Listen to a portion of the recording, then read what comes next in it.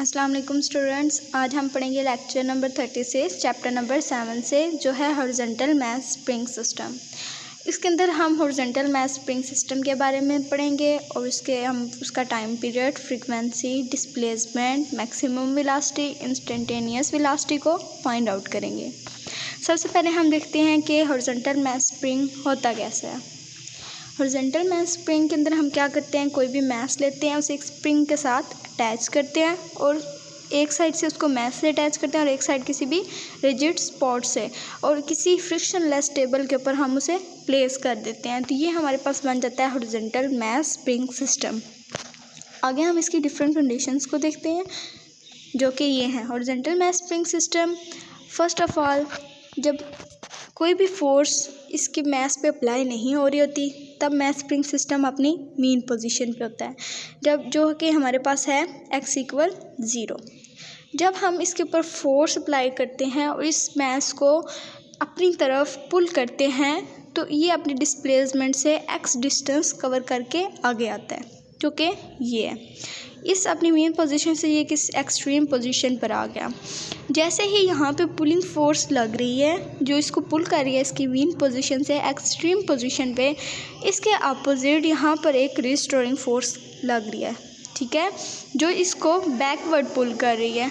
और ये जब रिस्टोरिंग फोर्स एक्ट करेगी तो ये दोबारा इसको अपनी मेन पोजीशन पर ले आएगी, लेकिन ये अपनी इस मेन पोजीशन पे नहीं स्टॉप करेगा, ये इस मीन से एक और एक्सट्रीम पोजीशन पे चला जाएगा ड्यू टू रिस्टोरिंग फोर्स, और ये अपनी मेन पोजीशन के अलोंग ऑसिलेट करता रहेगा टू एंड फ्रो। अब नेक्स्ट देखिए, आप लोगों ने जो रिस्टोरिंग फोर्स की इक्वेशन है वो आपने पढ़ी हुई है, जो है Fs = -kx। अब देखिए Fs = -kx है, तो उस F की जगह हम न्यूटन सेकंड लॉ से हम F = ma लिख सकते हैं। इस F की जगह मैंने यहाँ पर लिख दिया ma, ठीक हो गया। अब देखिए मैंने एक्सेलरेशन फाइंड की, इसकी a को इधर रखा, m को इधर आके डिवाइड कर दिया। अब देखिए स्प्रिंग कांस्टेंट और इसका मास जो है वो हमारे पास कांस्टेंट चीज़ है, डिस्प्लेसमेंट हमारे पास कांस्टेंट चीज़ नहीं है। इस k और m को हम सपोज कर लेते हैं कि ये कांस्टेंट टर्म है, इस कांस्टेंट को हमने रिप्लेस कर दिया प्रोपोर्शनैलिटी से, तो हमारे पास a ∝ -x है, जो कि हमारे पास क्या होता है, सिंपल हार्मोनिक मोशन के इक्वल होता है। अब हम यहाँ पे क्या कर रहे हैं कि हम लिख रहे हैं कि k और m इक्वल्स है ω² के, ठीक है। हम इधर सपोज कर रहे हैं कि k और m को हमने सपोज कर लिया इक्वल है ω² के, तो स्क्वायर रूट ऑफ k और m किसके इक्वल होगा, ओमेगा के। अब देखिए ये हमारे पास इक्वेशन थी a = -k और m × x। अब इस k और m की जगह मैं ω² पुट कर सकती हूँ, जी कर सकती हूँ, क्योंकि मैंने यहाँ पर सपोज किया है कि ω² = k और m। जब मैंने इस k और m की जगह ω² पुट किया तो मेरे पास ये इक्वेशन आ गई, a = -ω² × x।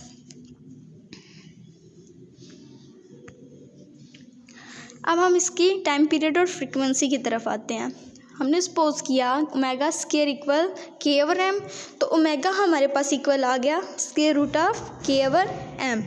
अब ओमेगा हमारे पता है कि किसके इक्वल होता है, 2π/t। अब हमें पहले टाइम पीरियड फाइंड करना है, तो t को हम दूसरी साइड पे ले जाएंगे और k और m को इस साइड पे लाके डिवाइड कर देंगे 2π के साथ। जब k और m इधर आके डिवाइड होगा तो ये m/k हो जाएगा, और यहाँ से हम टाइम पीरियड की वैल्यू फाइंड कर ली, जो कि हमारे पास आ गई t = 2π m/k। अब हमें फ्रीक्वेंसी फाइंड करनी है। हमें पता है कि फ्रीक्वेंसी इक्वल होती है रेसिप्रोकल ऑफ टाइम पीरियड, तो हम 1/t कर लेंगे। इस सारी इक्वेशन का रेसिप्रोकल ले लिया, वो इक्वल आ गया हमारे पास 1/2π √k और m। हमने इसका टाइम पीरियड और फ्रीक्वेंसी फाइंड कर ली। अब हम इसके डिस्प्लेसमेंट और वेलोसिटी की तरफ आते हैं। जैसा कि हमने ओमेगा को सपोज किया हुआ इक्वल है √k और m के, तो लास्ट लेक्चर में डिस्प्लेसमेंट की इक्वेशन हमने फाइंड की थी, जो कि थी x = x0 sin थीटा। हमें पता है कि थीटा हमारे पास किसके इक्वल होता है, ω t। इस थीटा के इक्वल की जगह मैंने क्या पुट कर दिया, ω टी इसी इक्वेशन के अंदर इस थीटा की जगह ओमेगा टी पुट कर दिया।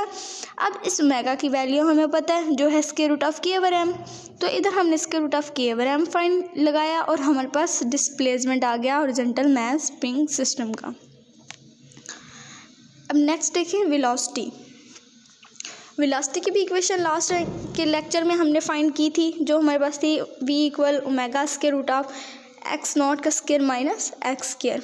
ओमेगा की जगह सिंपली हमने स्क्वायर रूट ऑफ के ओवर एम पुट किया और देखिए ये X not square minus x square है। अब इसमें से हमने एक्स नॉट का स्क्वायर कॉमन लिया। जब इधर से हम एक्स नॉट का स्क्वायर कॉमन लेंगे तो यहाँ पे 1 रह जाएगा और यहाँ पे क्योंकि एक्स नॉट का स्क्वायर नहीं है तो यहाँ पे क्या हो जाएगा, मल्टीप्लाई भी और डिवाइड भी हो जाएगा।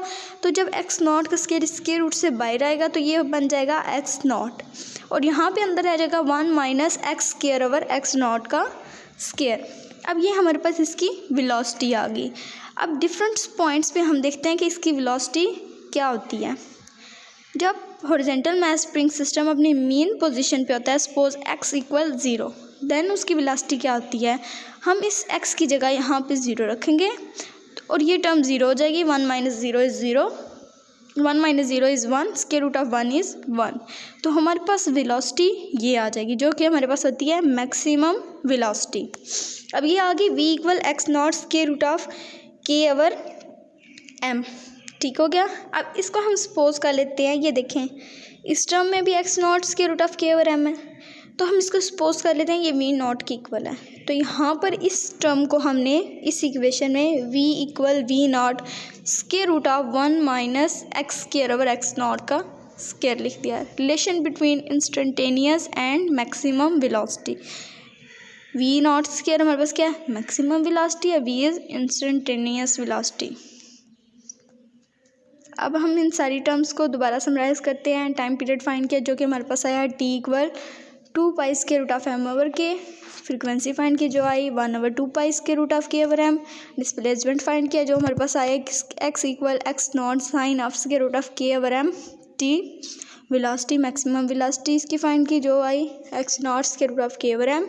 इसी तरह इंस्टेंटेनियस वेलोसिटी इसकी ये आई। इस सारे लेक्चर में हमने इन 5 टर्म्स की वैल्यूज़ फाइंड की।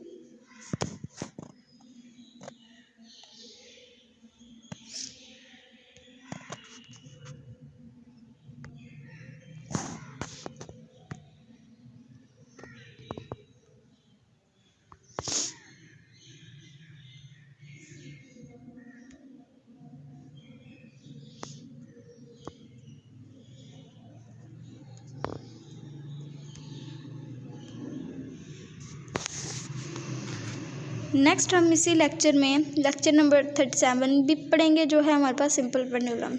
ये दोनों टॉपिक बहुत ही ईजी हैं इसलिए हम ये दोनों टॉपिक एक साथ कर लेते हैं। सबसे पहले हम देखते हैं कि सिंपल पेंडुलम क्या है। हम क्या करते हैं, एक स्मॉल मैस हैवी मैस की बॉब लेते हैं, उसको किसी भी इनएक्सटेंसिबल स्ट्रिंग जिसकी लेंथ L है उसके साथ एक साइड से फिक्स करते हैं और अपर एंड को किसी भी रिजिड सपोर्ट से फिक्स कर देते हैं। जैसे ये देखें, मैस लिया, स्ट्रिंग ली, एक साइड से उसे मैस से बांधा, एक साइड पे किसी भी रिजिड सपोर्ट से बांध दिया। तो ये हमारे पास क्या बन गया, एक सिंपल पेंडुलम बन गया। अब देखें, जब बॉब अपनी मीन पोजीशन पे होगी तो इस पर कोई फोर्स एक्ट नहीं करेगी। जब ये अपनी मीन पोजीशन से किसी भी एक्सट्रीम पोजीशन पे जाएगी तो जैसा कि अपोजिट रिस्टोरिंग फोर्स होगी वो इसको दोबारा इसकी मीन पोजीशन की तरफ पुल करेगी और ये रिस्टोरिंग फोर्स हमारे पास इक्वल होती है F equals minus mg sine theta के इक्वल होती है। अब देखें, इस टॉपिक को नेक्स्ट आगे स्टडी करने से पहले हम इसकी कुछ जो है टर्म्स को डिस्कस करते हैं जो कि हैं relation between angular displacement and linear displacement. कोई भी हमने सर्कल लिया, जो 2 पॉइंट्स थे उनके दरमियान एंगल क्या बन रहा था, थीटा। एंगल हमें पता है किसकी इक्वल होता है, आर्क ओवर रेडियस। अब देखिए, angular displacement equals R P1 P2 over radius, जो कि हमारे पास आ जाता है theta is equal to S over R, जो कि हमारे पास simply S is equal to R theta है, जो हमने चैप्टर नंबर 5 में भी ये रिलेशन ड्राइव की है। और लास्ट लेक्चर में हमने सेंट्रीपिटल एक्सेलरेशन जो फाइंड किया वो minus omega square into x है। जिस तरह हमने हॉरिजॉन्टल मास स्प्रिंग सिस्टम का हमने time period, frequency, displacement, velocities find की, इसी तरह इसकी भी हमने सेम वही चीज़ें फाइंड आउट करनी है। अब देखिए, हमने से एक सिंपल पेंडुलम ले लिया, ठीक है, जिसका मास m है और एक स्ट्रिंग के साथ अटैच है। उसका वेट वर्टिकली डाउनवर्ड एक्ट कर रहा है और tension in the string acting upward. अब देखिए, रीस्टोरिंग फोर्स हमारे पास इक्वल है माइनस mg साइन थीटा। हम इस सारे डिस्टेंस को हम नाम दे देते हैं x का, ठीक है। और इसके ऊपर एक और डिस्टेंस, बिल्कुल स्ट्रेट लाइन डिस्टेंस से हम इस बॉब को इसकी मेन पोजीशन से अटैच करते हैं और उसको नाम दे देते हैं हम x का। तो हम कहते हैं कि नीचे वाला जो सर्कुलर पाथ में जो डिस्टेंस s है वो ग्रेटर है किससे, हॉरिजॉन्टल x से, ठीक है। और हम कहते हैं कि जब ये एंगल स्मॉल होगा, मतलब ये बॉब अपने इस मेन पोजीशन से थोड़े से फासले पर होगी, तब ये दोनों x और x आपस में क्या हो जाएंगे, इक्वल हो जाएंगे। अब देखें, रिस्टोरिंग फोर्स हमें पता है F equal minus mg sine theta, और F की जगह हम लिख सकते हैं F इक्वल्स ma लिखा, एक्सेलरेशन की वैल्यू फाइंड की, A equal minus g sine theta. हम सपोज कर लेते हैं कि एंगल बहुत ही स्मॉल है, जिसमें हमारे पास साइन थीटा किसकी इक्वल आ जाएगा, थीटा के। तो हम इधर क्या पुट कर देंगे, इधर साइन थीटा की जगह थीटा पुट करेंगे तो A equal minus g theta आ जाएगा। थीटा की वैल्यू हमें पता है, हमने पीछे जो है इक्वेशंस फाइंड किए हैं जिसमें थीटा इक्वल आया है एस ओवर आर के। इस थीटा की जगह एस ओवर आर पुट किया तो हमारे पास एक्सेलरेशन आ गई minus g s over r. अब हम solve for s and r, s और आर की वैल्यूज़ को लिखते हैं। अब देखिए, आर को हम सपोज कर लेते हैं जो लेंथ है वो किसकी इक्वल है, एल के इक्वल है, और हम सपोज कर रहे हैं कि एंगल बहुत स्मॉल है, तो स्मॉल एंगल होने के साथ साथ एस इक्वल हो जाएगा एक्स के। तो इस इक्वेशन में हम s की जगह x पुट करेंगे और r की जगह l। जब हमने x l पुट किया तो हमारे पास आ गई a equal minus g x over l आ गई। अब देखिए, लास्ट टर्म्स इक्वेशन जिसमें हमने पढ़ी हैं उसमें हमने पढ़ा कि acceleration equal minus omega square x जो है एंगुलर सेंट्रीपिटल एक्सेलरेशन, ठीक है। अब इस a की जगह पुट कर दिया माइनस ओमेगा स्क्वायर x, इधर हमने minus omega square x put किया। अब देखें, एक्स एक्स से कैंसिल हो गया, ओमेगा स्क्वायर इधर ही रहा और माइनस माइनस से कैंसिल हो गया और ये खाली आ गया जी ओवर एल के। तो ओमेगा की वैल्यू फाइंड करने के लिए हमने दोनों साइड्स पे स्क्वायर रूट लिया, तो ओमेगा की वैल्यू आ गई square root of G over L आ गई। अब देखिए, ओमेगा हमारे पास जी ओवर एल आ गया।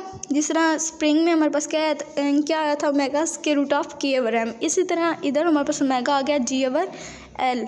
अब देखिए, ओमेगा इक्वल होता है 2 पाई ओवर टी, तो हम टाइम पीरियड फाइंड करना है सबसे पहले, तो टी को साइड पे ले जाएंगे, 1 ओवर जी एल इधर आके डिवाइड होगा तो ये क्या हो जाएगा, इसका रेसिप्रोकल होगा तो ये एल ओवर जी हो जाएगा। सिमिलरली जब इसकी फ्रीक्वेंसी फाइंड करेंगे तो वो रेसिप्रोकल ऑफ टाइम पीरियड होगा, जब इसका रेसिप्रोकल लेंगे तो 1 over 2 pi square root of G over L आ जाएगा। थैंक यू, आज का लेक्चर इधर तक ही, अल्लाह हाफिज़।